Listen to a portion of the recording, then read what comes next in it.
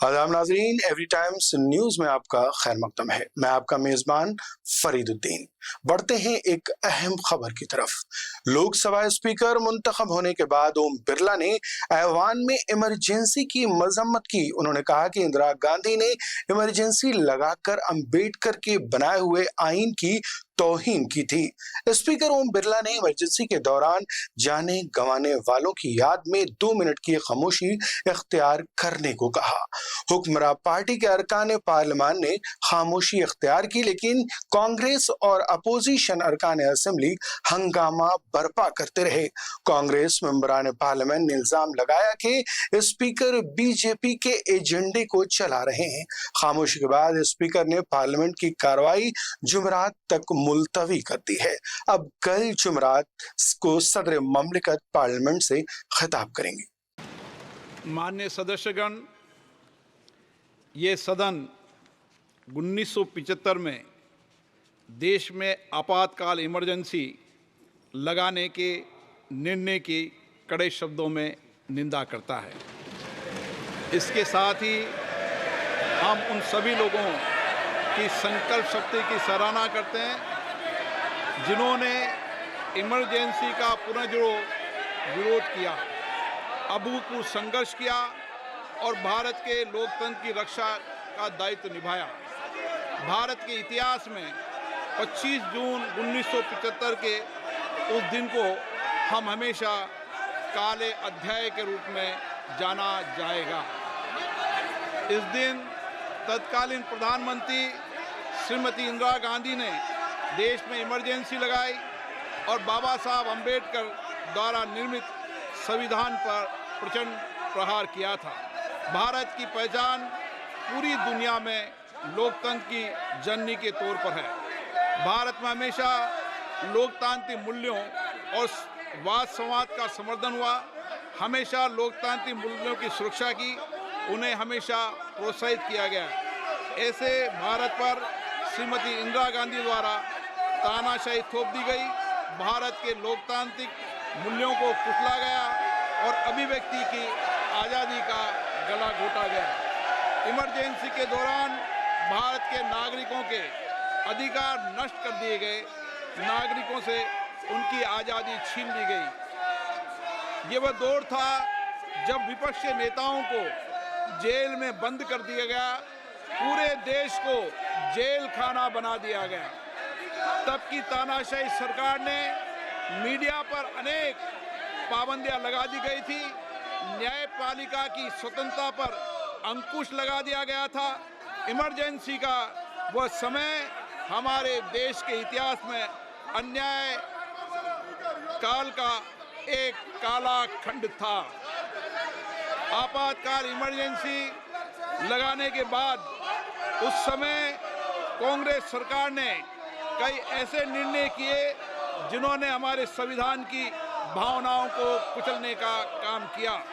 क्रूर और निर्दयी maintenance of internal secretary act Misa में बदलाव करके कांग्रेस पार्टी ये सुनिश्चित किया कि हमारी अदालतें मीसा के तहत गिरफ्तार लोगों को न्याय नहीं दे पाए। मीडिया को सच लिखने से रोकने के लिए parliament president production of publication refill act, press council refill act और prevention of publication of objectional matter act लाए गए। इस काले खंड में संविधान में 38वां, 89वां, 40वां, 41वां, 42वां संविधान संशोधन किया गया।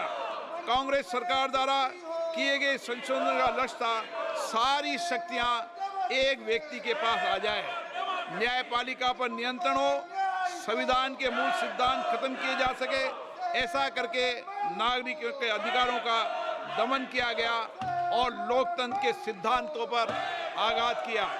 इतना ही नहीं, तत्कालीन प्रधानमंत्री श्री इंदिरा गांधी ने कमिटेड ब्यूरोक्रेसी और कमिटेड जुडिशरी की बात कही, जो उनकी लोकतंत्र विरोधी रवैये का एक उदाहरण है। इमरजेंसी अपने साथी ऐसे असामाजिक और तानाशाही की भावना से भयंकर चुनौतियों को लेकर आई, जिसने गरीबी, दलित और वंचितों को तबाह कर दिया। इमरजेंसी के दौरान लोगों को कांग्रेस सरकार द्वारा जबरन थोपी गई अनिवार्य नसबंदी का, शहरों में अतिक्रमण हटाने के नाम पर मनमानी का और सरकार की कुनीतियों का प्रहार झेलना पड़ा। ये सदन उन सभी लोगों के प्रति संवेदना जताना चाहता है। 1975 से 1970 कालाखंड अपने आप में एक ऐसा कालाखंड है जो हमें संविधान के सिद्धांतों, संघीय ढांचे और न्यायिक स्वतंत्रता के महत्व को याद दिलाता है। ये कालखंड हमें याद दिलाता है कैसे उस समय हम सभी पर हमला किया गया, क्योंकि जिनकी रक्षा आवश्यक है। ऐसे समय में जब आपातकालीन इमरजेंसी के 50वें वर्ष में हम प्रवेश कर रहे हैं, ये 18वीं लोकसभा बाबा साहब अम्बेडकर द्वारा निर्मित संविधान को बनाए रखने, इसकी रक्षा करने और इसे सुरक्षित रखने की अपनी प्रतिबद्धता को दोहराती है। हम भारत में लोकतंत्र के सिद्धांत, देश में कानून का शासन और शक्तियों का विकेंद्रीकरण अक्षुण्ण रखने के लिए प्रतिबद्ध हैं। हम संवैधानिक संस्थाओं में भारत के लोगों की आस्था और उनके अभूतपूर्व संघर्ष, जिनके कारण इमरजेंसी का अंत हुआ और एक बार फिर संवैधानिक शासन की स्थापना हुई, उनकी सराहना करते हैं। 1975 में आज 26 जून के दिन ही देश इमरजेंसी की कूट सच्चाइयों का सामना करते हुए उठा था। 1975 में आज ही के दिन कैबिनेट ने इमरजेंसी का पोस्ट फैक्टो रेक्टिफिकेशन किया था। इस तानाशाही और असंवैधानिक निर्णय पर मोहर लगाई थी। इसलिए हमारी संसदीय प्रणाली अनगिनत बलिदानों के बाद मिली दूसरी आज़ादी के प्रति अपनी प्रतिबद्धता को दोहराने के लिए आज के प्रस्ताव किया जाना आवश्यक है। अब हम ये जानते हैं कि हमारी युवा पीढ़ी लोकतंत्र के इस काले अध्याय के बारे में जरूर जानना चाहिए। इमरजेंसी के दौरान गैर कानूनी गिरफ्तारियां, सरकारी प्रताड़ना के चलते अनगिनत लोगों को यातनाएं सहनी पड़ी थी। उनके परिवार उनको असमित कष्ट उठाना पड़ा था। इमरजेंसी ने भारत के कितने नागरिकों का जीवन तबाह कर दिया था, कितने लोगों की मृत्यु हो गई थी। इमरजेंसी के इस काले खंड में कांग्रेस की तानाशाह सरकार के हाथों अपनी जान गंवाने वाले भारत के ऐसे कर्तव्यनिष्ठ और देश में प्रेम करने वाले नागरिकों की स्मृति में हम सब 2 मिनट का मौन रखते हैं।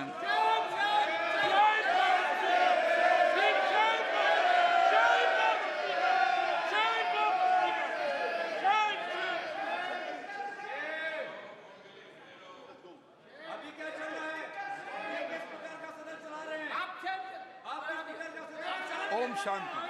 क्या आप भी इस समर सीजन में घर बैठे बोर हो रहे हैं? आइए और देखिए हैदराबाद में मस्ती और मजा सब कुछ एक ही जगह। London city exhibition, people's plaza, necklace road पर मजेदार राइड्स, शानदार शॉपिंग और लजीज खाने का मजा लीजिए। शानदार लंदन ब्रिज का मॉडल जो सिर्फ इस मेले के लिए बनाया गया है। पिक्चर परफेक्ट मोमेंट्स का मौका सिर्फ यहाँ। पाकिस्तानी और लखनवी के रंग बिरंगे कपड़ों के स्टॉल्स पर शॉपिंग का मजा लीजिए। फैशन का नया ट्रेंड ढूंढने का best chance. Thrill amusement ride से लेकर बच्चों के लिए फन गिफ्ट, सब कुछ यहाँ है। तो फिर देर किस बात की, तशरीफ लाएं अपने फ्रेंड्स और फैमिली के साथ और जिंदगी के लम्हों को यादगार बनाएं। London city exhibition, people's plaza, necklace road, Hyderabad.